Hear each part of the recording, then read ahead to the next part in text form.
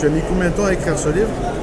Oh, c'est Hugues Vitry qui a commencé, parce que c'est lui qui, le premier, dans les eaux mauriciennes qu'il connaît si bien, a rencontré ces cachalots. Et puis après, René Euzé, qui est allé le voir et qui a trouvé que c'était formidable, a eu la délicatesse de me dire « Viens voir, on a trouvé des animaux hors du commun ».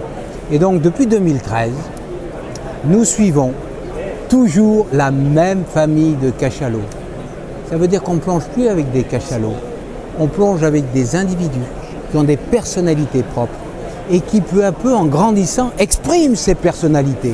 Il y a par exemple Elliot, l'explorateur, qui vient au-devant de chacun d'entre nous avec la curiosité que nous exprimons à l'égard de ces animaux marins.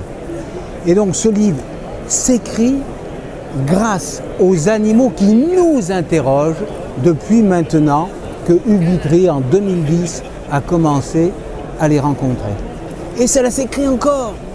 7 ans qu'on les rencontre tous les jours, par l'intermédiaire des vidéos que les éco-volontaires nous amènent et qui nous permet de comprendre l'évolution de la structure sociale. C'est unique au monde, unique au monde. Est-ce que c'est un livre testament droit à la vie? C'est pas un testament, mais pour le droit à la vie, c'est oui.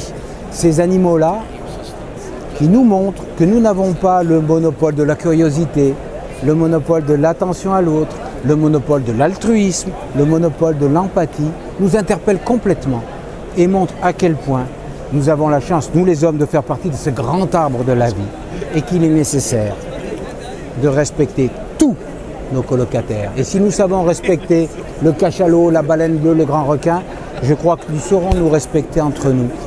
Parce que c'est ça, la vraie leçon que nous apprennent les cachalots. Ça va bien au-delà d'un livre.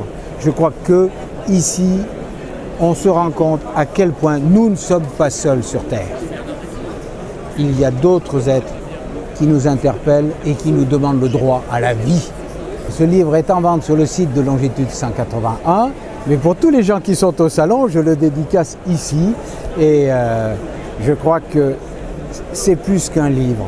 C'est un appel du monde marin pour qu'on aille le découvrir et le comprendre. Les bénéfices du livre vont évidemment au profit de l'association Longitude 181 qui essaye